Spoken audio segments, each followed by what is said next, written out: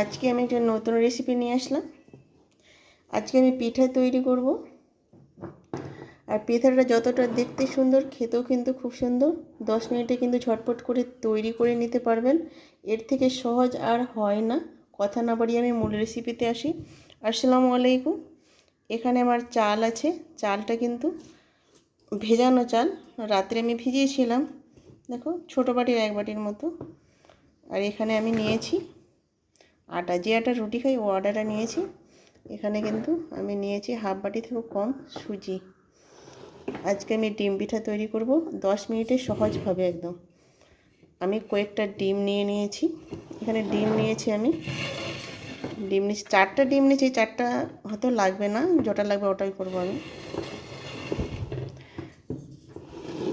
এখানে আমি মিক্সিং জারে আমি এটাকে 1 বাটি দিয়ে দেবো। চালটাকে আমি দিয়ে দেবো। কীভাবে তৈরি করছি বন্ধুরা দেখতে থাকেন, না দেখলে কিন্তু বুঝতে পারবেন না আমি কীভাবে ডিম পিঠাটা তৈরি করছি 10 মিনিটে ঝটপট করে। আমি চালটা দিয়ে দিলাম। এখানে আমি সুজি যে নিয়েছি সুজিটাও আমি দিয়ে দেবো হাফ বাটি থেকে কম। এখানে আমি চালের যে আটা নিয়েছিলাম, চালের আটাটা 1 বাটি থেকে কম নিয়েছি, হাফ বাটি থেকে বেশি আমি দিয়ে দেবো। তো আমি দিয়ে দিলাম সম্পূর্ণটা। একটু আমি জল দিয়ে দিব। জল দিয়ে দিলাম। এবার আমি পেস্ট করে নিব। দেখো, পেস্ট করা হয়ে গেছে।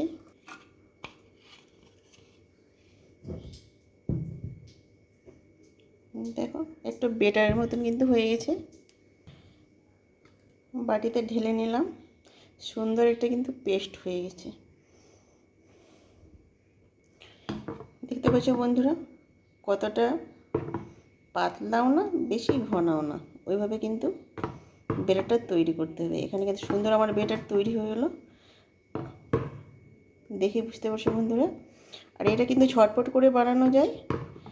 আর মেহমান আসলে কিন্তু মেহমানকে বসে 10 মিনিটে কিন্তু ঝটপট করে ডিম পিঠাটা তৈরি করে নিতে পারবেন।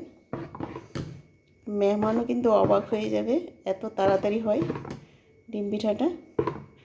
আমি 1 চিমটি লবণ দিয়ে দেবো। লবণটা দিয়ে কিন্তু ভালোভাবে ফেটিয়ে নিব। প্রথম থেকে শেষ পর্যন্ত ভিডিওটা দেখবে বন্ধুরা, তারপরে বুঝতে পারবে। টেনে টেনে দেখলে কিন্তু ভিডিওর কোনো অংশ ছুটে যেতে পারে, বুঝতেই পারবে না আমি কিভাবে ডিম পিঠাটা তৈরি করলাম। একটু লাইক দিয়ে ভিডিওটা দেখবে বন্ধুরা। লাইক দিলে কিন্তু আমার ভিডিও বানাতে উৎসাহ জাগে। আমার যদি ভিডিও ভালো লেগে থাকে তাহলে সাবস্ক্রাইব করে পাশে থাকতে পারেন। আমার চ্যানেলে কিন্তু অনেক রকমের পিঠার রেসিপি দেওয়া আছে, আমার চ্যানেলটা ঘুরে আসতে পারেন। দেখো, আমার কিন্তু ফেটানো হয়ে গেছে। এটার মতো সিম্পল আর পিঠা কখনো হয় না ডিম পিঠাটা। আর দেখতে যতটা সুন্দর, খেতেও কিন্তু দুর্দান্ত। দেখো, ভালোভাবে কিন্তু আমি লবণটাকে ফেটিয়ে নিলাম। আর কিছু দেওয়ার কোনো দরকার নাই, এত সহজভাবে এই পিঠা তৈরি করা যায়। আপনিও চমকে যাবেন, অবাক হয়ে যাবেন। আর কাউকে খাওয়ালে তো বারবার রিকোয়েস্ট করবে এইভাবে তৈরি করতে, এইভাবে বানাতে বলবে, এইভাবে বানাও, খুব ভালো লাগে ডিম পিঠাটা। তো ভালোভাবে আমি ফেটিয়ে নিলাম। রান্নাঘরে চলে আসলাম, তাওয়াটা গ্যাসে বসিয়ে দিলাম, তেল ব্রাশ করে দিলাম। তাওয়াটা কিন্তু গরম হয়ে গেছে, গ্যাসটা কিন্তু আমি কমিয়ে দিলাম। এবার বেটারটা আমি দিয়ে দিব।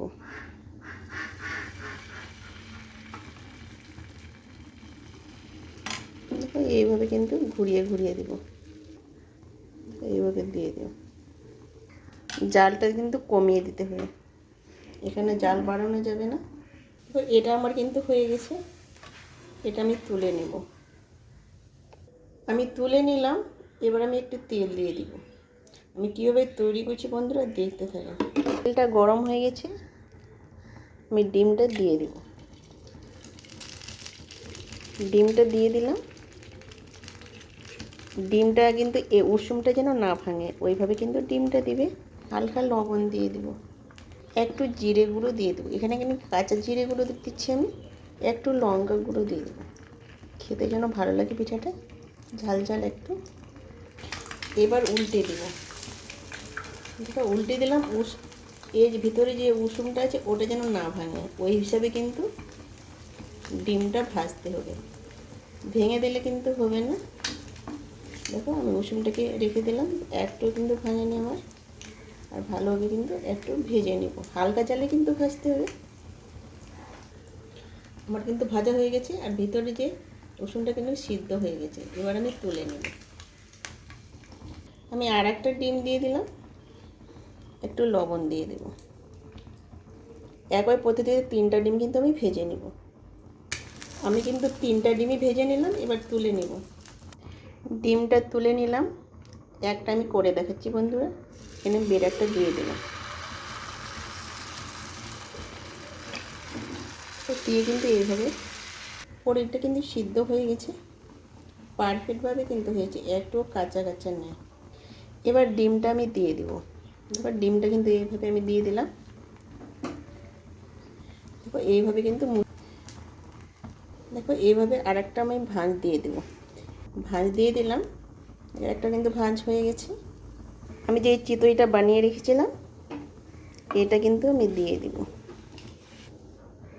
দিয়ে দিলাম, আর একটা দিলাম।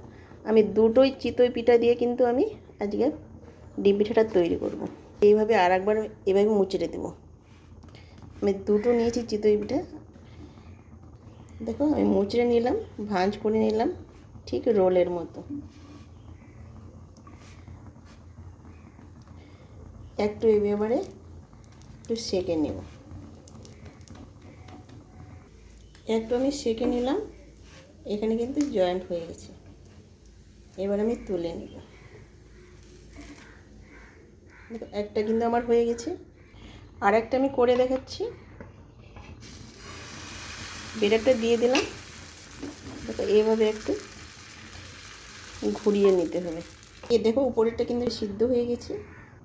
এবার ডিমটা আমি দিয়ে দিব। ডিমটা দিয়ে কিন্তু ভালোভাবে এবারে ভাঁজ করে নিতে হবে। দেখতে পাচ্ছ বন্ধুরা আমি কীভাবে ভাঁজ করছি, দেখো এইভাবে সেম রোলের মতো করে আমি ভাঁজ করে নিলাম। দেখে বুঝতে পারছো বন্ধুরা।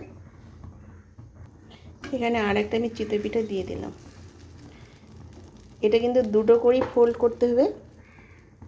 দেখো এইভাবে দিয়ে দিলাম,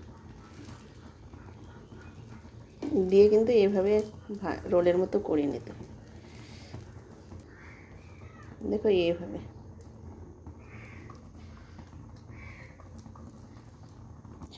একটু আমি সেঁকে নিলাম, আমার কিন্তু হয়ে গেছে। এটা আমি তুলে নিব। দেখো আমার দুটো কিন্তু হয়ে গেল। ডিম পিঠাগুলো ভাজা হয়ে গেছে। আমি 3টা করেছি, 3টা ডিমে এখানে আমি কেটে রেখেছি বন্ধুরা। একটা আমি কেটে নিয়েছি, আমি কেটে দেখাচ্ছি।